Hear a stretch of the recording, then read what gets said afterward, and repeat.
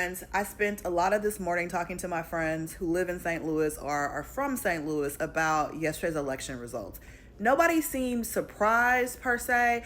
And let me back it up. So I went to University of Missouri for undergrad and for law school. Mizzou, basically, majority of the black students at Mizzou are from St. Louis. And so you spend a lot of time in St. Louis if you go to Mizzou. You end up going there for the weekends, the holidays, and all that. I was married to a man from St. Louis in my 20s. I spent a lot of years there. It's an interesting city. I feel like I'm originally from Kansas City, so they're close but very different in my opinion. When I think of cities that are very prideful about being from that city or it's their whole personality, it's like New York, Chicago, and St. Louis. They are very prideful people when it comes to their city. So even watching people try to bash black voters from St. Louis today, I was like, okay, they gonna come back at y'all. I'm a bop some of y'all for them, but they not gonna be quiet, okay? The big thing I kept saying, whenever I see a very local race get national attention, I have friends in those communities, I'm going to reach out to my friends to hear what they're saying, and I encourage you all to do that because the narratives I saw online, y'all, completely different from my friends that live there. Even the ones who were very strong, these are all black people, all black educated folks, because I met them in college and law school. The narratives I saw online, completely different from the people I talked to that live there that are voters. Even the ones who were very strong Cory Bush supporters, their reasons were nothing based off of what you all were talking about online. They were very focused on local issues like the recovery from the tornado. Many did not feel like Wesley Bell did enough that impacted this historic black neighborhood. I have friends whose homes were, their family homes were lost or damaged from that tornado. So that was a really big issue for them, and people didn't feel like he did enough.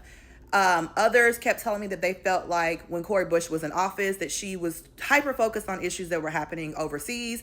And their thing was, we got a lot going on here. And I always tell people from big cities like Houston, we've got like 7, 8 congressional, like members of Congress who come through the Houston metro area.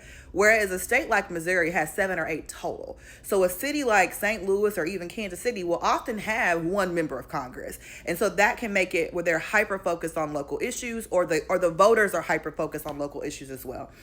And I also want to show y'all this number that one of my friends sent me.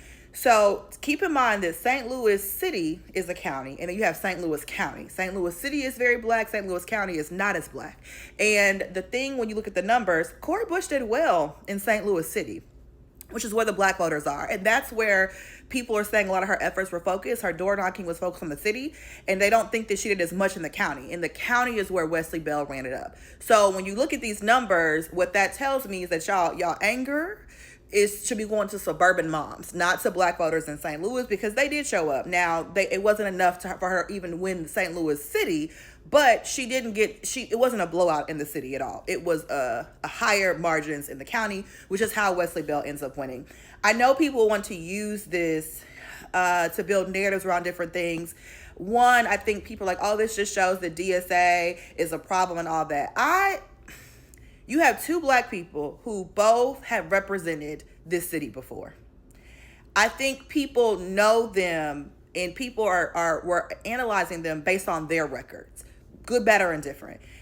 I don't think that you can use this situation as a referendum on DSA and the DSA takeover, because even if Cory Bush had been affiliated with DSA before, DSA is getting a lot more attention now. It's getting attention. It's like the new Tea Party for the left now. And so I think her reputation is kind of separate from that. So I don't think that you can use this as a referendum on the left or even the people that endorsed her like Bernie Sanders, because people, again, she has high name recognition in her city. People know who she is. She was in a documentary before. I think people also don't know that Cory Bush took down a long-term incumbent who was in the seat for a long time, and his daddy was in the seat before him. So I think people, like, she has a strong name recognition in the city.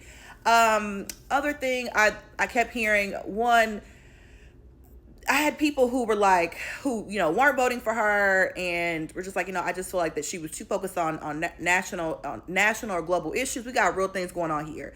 That's what I kept hearing from different people. I have friends who were like, I am a big supporter of Cory Bush. But when a couple months back, there was something about endorsements or what have you, and people pulled the numbers about how much They pulled the numbers about how much money he had on hand, cash on hand, and how much she had on hand. It was crazy. It was crazy. I think he had $1.5 million on hand, and she had it was like 80,000 something.